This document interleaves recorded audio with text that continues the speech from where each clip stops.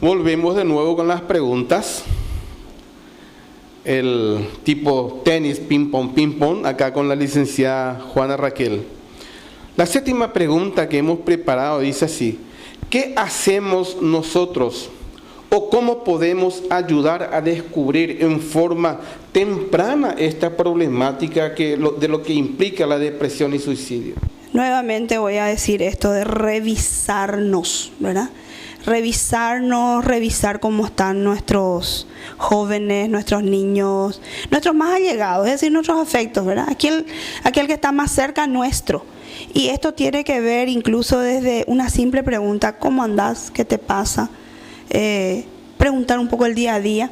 Estamos muy aislados, estamos viviendo una vida así muy agitada y casi no tenemos más ese reparo ni ese tiempo para el otro. Entonces pareciera que los jóvenes, los más tiernos, digamos, dentro de la población humana, que son los púberes, yo siempre digo esto, entre los chicos entre 10, 11, 12, 13 años, son los más tiernos dentro de la población humana y son los que más necesitan ese contacto, y son los que menos reciben también. Entonces, ¿qué podemos hacer nosotros? Desde el simple preguntar, indagar, acompañar, hacerle sentir al otro también que está con alguien, ¿verdad? Que alguien le quiere, que podemos también estar cerca, ¿verdad?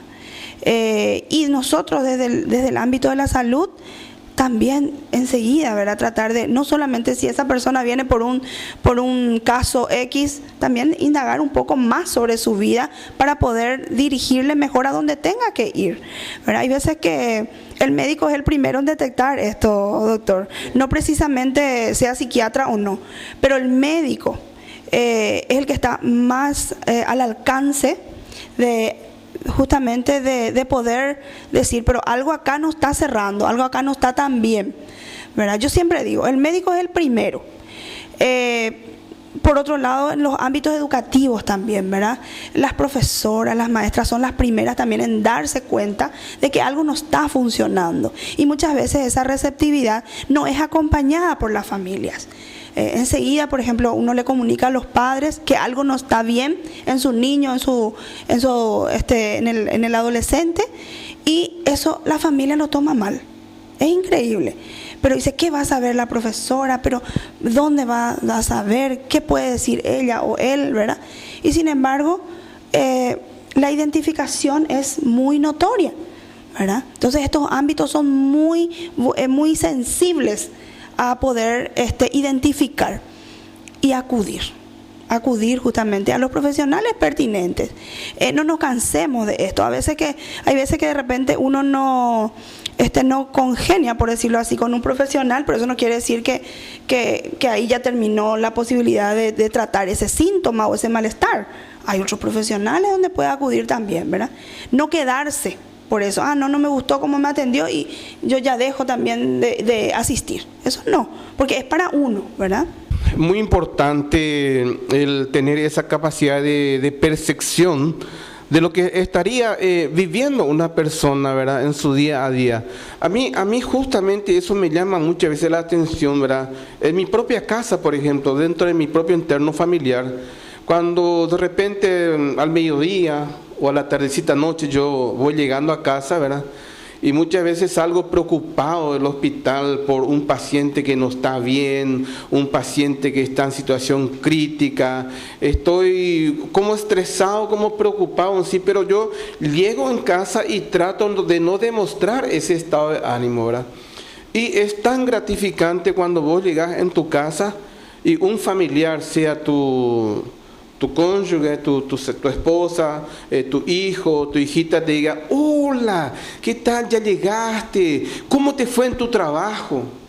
¿Qué tal? ¿Algún problema? ¿Pudiste solucionar todo? ¿Qué tal te fue en tu trabajo? Eso es algo que realmente impresiona. A mí me causa una grata impresión, como dijiste, así yo no me siento solo en el batallar del día a día, ¿verdad? Medio que me saca un peso de encima cuando se me recibe así en la casa, ¿verdad? Preguntándome cómo fue mi día. si pude solucionar todos los problemas, si los pacientes están bien, cómo me fue, si tuve mucho trabajo, si no tuve nada. Esa preocupación que demuestra el familiar por aquel que está llegando de su actividad diaria, eso es muy importante, es importantísimo. Y acá hemos soslayado una pregunta, pero que es muy importante también para que la gente entienda un poquito, así en breve resumen, licenciada. ¿Qué es la salud mental? ¿Qué es la salud mental? Y si la depresión y suicidio tienen alguna relación con la salud mental. Así como nuestro cuerpo se enferma, ¿verdad? También nuestra mente se enferma. Y existe una alta relación entre lo que es la depresión y lo que es el suicidio y la salud mental, ¿verdad? ¿Cómo decimos? ¿Dónde está la mente? O ¿cómo se enferma? ¿Qué le pasa? ¿Sangra? ¿Es morado? ¿Cómo es la salud mental, ¿verdad? O sea, si vamos a irnos desde ese aspecto, no tiene ninguna característica, por decirlo así, concreta, ¿verdad? Pero sí se siente. Esa es la diferencia entre la salud física y la salud mental. Si bien un malestar físico, qué sé yo, me duele la rodilla y bueno, obviamente yo sé que la rodilla está acá, ¿verdad? Y me tengo que ir a un profesional en la rodilla y no tengo ningún reparo para irme al traumatólogo que me atienda la rodilla, ¿verdad? Ahora, en cuanto a la salud mental, probablemente ahí esté también la confusión siempre de las personas, pero nada no le pasa, dicen, ¿verdad? No le pasa nada, ¿verdad? O en guaraní sí que es más jocoso todavía, en Baebé cuando Yehui Chupé, dicen, ¿verdad? Está entero, camina, se levanta, trabaja, pero el problema está en lo que siente la persona, ¿verdad? Y a veces algunas personas describiendo sus síntomas de depresión dicen: no siento nada. Es el vacío total, es la nada. Yo no encuentro más alegría por nada. Cosas que antes me gustaba hasta comer, ahora ya no tengo ganas de comer, ¿verdad? Ese ya es el límite, porque ya perdió incluso sensibilidad del gusto, del sentido del tacto ya está fallando, ¿verdad? Entonces, la salud mental es ese deterioro de la capacidad de sentir y de darse cuenta de uno mismo. Es grave, bastante grave, porque podemos perder un montón de cosas, incluso hasta alguna parte de nuestro cuerpo, pero si sentimos la pérdida total de nosotros y la capacidad de disfrutar de cosas que hacemos, eso sí ya es bastante grave, ¿verdad? Entonces, ¿qué nos resta como personas? Probablemente nada, ¿verdad? Por eso es que es tan peligroso y es tan sensible este tema, ¿verdad? De poner así en una mesa de revisión lo que es la salud mental, lo que es la depresión, y por ende, generalmente el suicidio es el acabose del depresivo, ¿verdad? También hay algo muy importante, doctor, que quiero acotar, no está dentro de nuestro cuestionario, de nuestro protocolo, pero creo que es importante también mencionar las depresiones. Como decía hace rato, están las depresiones desde leve, mayores a clínicas, la depresión clínica en sí. La depresión clínica en sí es esa que sí o sí necesita medicación. Sí o sí necesita la asistencia de un psiquiatra. Sí o sí necesita que un médico, ¿verdad?, psiquiatra, pueda dosificar algunas sustancias químicas, en este caso, para que pueda mejorar la química en sí del cerebro, porque esto tiene mucho que ver también con la depresión. Ahora, están las depresiones más leves, que son las que generalmente llegan a nosotros, ¿verdad?, a los psicólogos. ¿Por qué? Porque existe como una reorientación del trabajo para que esa persona vuelva a incorporarse a la vida y vuelva a encontrar el sentido a la vida, que probablemente dentro de una depresión, de una depresión lo perdió. Entonces, es delicado, es importante diagnosticar bien y sobre todo es importante revisar y atender lo que nos pasa. o lo que le pasa a esa persona que está cerca nuestro. Importante lo que acaba de decir la licenciada, ¿verdad? Que muchas veces nosotros, los médicos, por más que no seamos psiquiatras o médicos clínicos, ¿verdad? Nuestra vida diaria, nuestra rutina diaria, viviendo y conviviendo con los enfermos y profesionales de la salud, desde nuestra etapa de formación como estudiantes ya, el médico tiene esa capacidad de percibir que el paciente tiene una tendencia depresiva. Y muchas veces inclusive el pariente, el familiar dice: doctor, yo quiero que mi paciente, que mi hija o mi marido o mi señora consulte con un psicólogo o una psicóloga, ¿verdad? Hay veces que nosotros nos damos cuenta que está realmente en tiempo de iniciar un tratamiento psicológico. Pero hay veces también que nosotros nos damos cuenta que en ese momento, en el estado avanzado, crónico y agudizado muchas veces del problema depresivo, el tratamiento psicológico de primera mano así es insuficiente, como acabaste de decir, ¿verdad? Que el psicólogo ya necesita también de un acompañamiento con el psiquiatra para que le dé cierto tipo de medicamentos para que rápidamente ese paciente pueda ser manejable psicológicamente en un tratamiento clínico psicológico, ¿verdad? Entonces, como dijiste, están las depresiones leves, las depresiones moderadas, las depresiones clínicas muy avanzadas y el estado de salud mental muy deteriorado, donde realmente ya se necesita el tratamiento conjunto con el psiquiatra, ¿verdad? Que inicie tomando algunas medicaciones, pero que así también haga el acompañamiento periódico en un consultorio psicológico, ¿verdad? Y que esa gente, la mayoría de nuestra sociedad en sí, ayude en todo momento a estos tipos de pacientes, de no catalogarle a un paciente que va a un consultorio psicológico porque está loco o está loca, ¿verdad? Y ese paciente tiene que sacarse ese preconcepto, ese prejuicio que tiene de que se va al psicólogo porque está loco. No. Hoy en día cualquier persona necesita de unas consultas psicológicas para ir manejando el equilibrio mental que en esta vida, como la correría que hoy en día tenemos en todo, nos olvidamos muchas veces de nuestras familias tratando de lograr un objetivo, un bienestar, principalmente material y económico, lo que hoy en día la gente percibe. Y se olvida de lo espiritual, se olvida lo que es lo sociable en sí, ¿verdad? Bueno, esperamos que los televidentes estén concentrados y atendiendo a las respuestas de la licenciada. Existe una tendencia en nuestros tiempos actuales. ¿Qué está pasando con la población mundial en sí? Principalmente con los jóvenes, porque anteriormente la tasa, la incidencia, el porcentaje de suicidios eran más en personas adultas, en personas mayores, pero hoy en día es muy frecuente en personas jóvenes, muy jóvenes, menores de 20 años, menores de 18 años. Inclusive ya hemos visto casos de suicidios en criaturas de 12, de 13 años. ¿Qué está pasando? La gente le culpa mucho a la tecnología, a las redes sociales, a las telenovelas, a las películas, pero en la realidad, según tu óptica de la especialidad de la psicología clínica, ¿qué es lo que estaría pasando actualmente? Sí, voy a hablar un poco de mi experiencia. Lo que yo noto también es de que existen cada vez jóvenes más insatisfechos, cada vez jóvenes con mayores necesidades, pero que tienen que ver con lo material, ¿verdad? Cuestiones más bien consumistas, ¿verdad?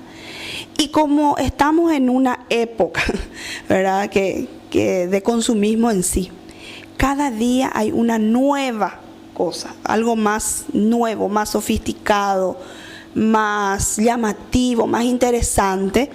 Entonces ponerse a tono es muy difícil.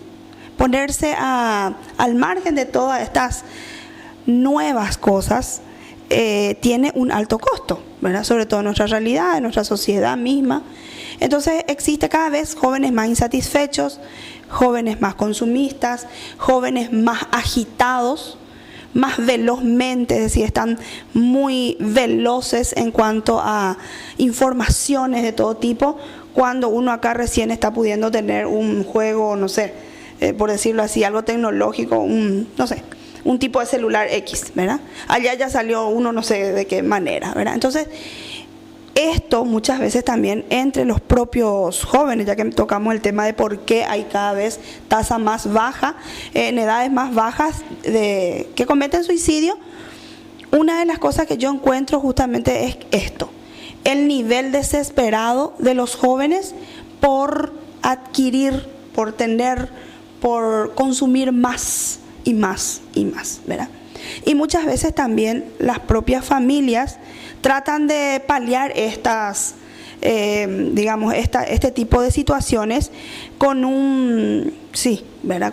con aprobar todo el tiempo los pedidos, pero ni siquiera preguntar para qué o por qué uno quiere, ¿verdad? Entonces, por ahí un poco viene también la cuestión, ¿verdad? Esta de que cada vez más jóvenes, como volvemos a decir, estén dentro de esta tasa, ¿verdad? Por otro lado también hay otros factores, ¿verdad? Vuelvo a decir, situaciones o episodios así concretos, hechos violentos, situaciones violentas, muchas veces disfuncionalidad en el seno familiar, provoca un malestar, provoca un sentimiento de inadecuación en el joven, en el adolescente, en el puber, no sabe más cuál es su lugar, no entiende dónde está parado. Entonces, salida inmediata, desaparecer. Desaparecerme de este lugar, de este mundo, de esta familia. Entonces, ¿cuál es la alternativa? Me mato, me saco la vida. Y muchas veces los intentos en sí no llegan a concretarse como muerte, pero sí con una lesión grave y sufriente, porque muchísimos casos también existen de personas que han intentado quitarse la vida, han intentado suicidarse y como no lo han logrado, quedaron con secuelas terribles, ¿verdad? Y muchos jóvenes en esta situación también, que son hoy en día, como yo siempre digo, sobrevivientes otra vez, pero sin vida. Estamos llegando a la parte final de nuestra entrevista, realmente al punto crítico, lo que es el deterioro de la salud mental, ¿verdad? Y como hoy enfocamos el tema de depresión y suicidio. Y la última pregunta, licenciada, es, por ejemplo, ¿cuál es el botón, cuál es el mecanismo? ¿Por qué la persona llega en ese momento cumbre, en ese momento tan decisivo, en ese momento tan culminante prácticamente de su vida, porque se está terminando su vida? ¿Qué es lo que hace que esa persona tome tan drástica determinación, tan drástica decisión de sacarse la vida? Ya no encontró solución a su problema, buscó o no buscó ayuda, ¿verdad? Algún familiar, algún compañero, algún amigo no se dio cuenta, o fue más bien algo más decepcionante para esa persona. ¿Por qué? ¿Dónde está ese momento cumbre, ese momento tan fulminante, donde la persona aprieta el botón y dice: chao mundo, chao vida? ¿Dónde hay alguna explicación para eso, licenciada? Lo que sí siempre tenemos que tener en cuenta, hablando de esto, ¿verdad? ¿Por qué una persona sí y otra persona no? A lo mejor la problemática es igual, peor para esta persona, más o menos para la otra, pero la persona que de repente no ha pasado tan mal como el otro es el que determina, por ejemplo, ponerle un acabose a su vida, es la que termina cometiendo estos actos, ¿verdad? Lo que tenemos que también entender es que cada persona, ¿verdad?, es un mundo. Cada persona está dotada, así como de tantas virtudes, ¿verdad? cada persona también tiene una manera diferente de reaccionar ante tal o cual situación, ante tal o cual vivencia. Una situación igualita acá y dos personas reaccionando de manera diferente. Eso es lo que nos hace justamente individuales a nosotros los seres humanos, ¿verdad? Pero más allá de eso, ante una postura, ante una decisión tan deliberada como la es de sacarse la vida, también tenemos que darnos cuenta y entender algo que se llama capacidad de tolerar las frustraciones, ¿verdad?